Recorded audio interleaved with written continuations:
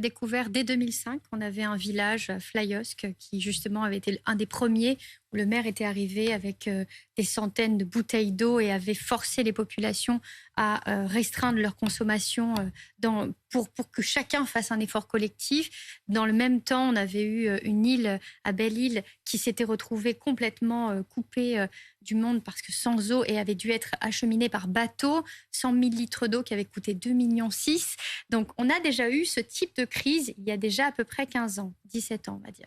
Maintenant, on voit que ces sécheresses qui avaient des raisons spécifiques à l'époque, aujourd'hui, à ça, vous rajoutez la question du changement climatique, vous rajoutez des températures hors normes sur des mois et des mois, vous rajoutez le fait qu'au-delà de ces températures toujours supérieures à la normale, eh bien, vous avez 3 vagues de canicule, une 4e à venir. Et donc, en fait, vous avez tous les ingrédients, si je puis dire, dans la recette pour en faire une saison exceptionnelle parce qu'en plus, cette année est tellement spécifique, on n'a pas eu de recharge dans nos nappes phréatiques durant l'hiver. Il n'a pas plu entre le mois de janvier et le mois d'avril. Donc en fait, tous ces éléments nous permettent de comprendre qu'on arrive dans cette situation de crise. Mais vous montriez tout à l'heure l'indice d'humidité des sols.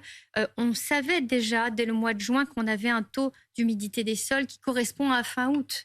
Donc en fait, on avait déjà conscience de ça. On savait aussi que c'était la première année en France où nous n'avions aucune recharge dans nos nappes phréatiques, alors que l'on vient de subir 5 années successives. Donc vous voyez qu'à un moment donné, tous ces paramètres étaient là, et maintenant Et on n'a on est rien face fait à la pourtant, gestion ouais. de crise.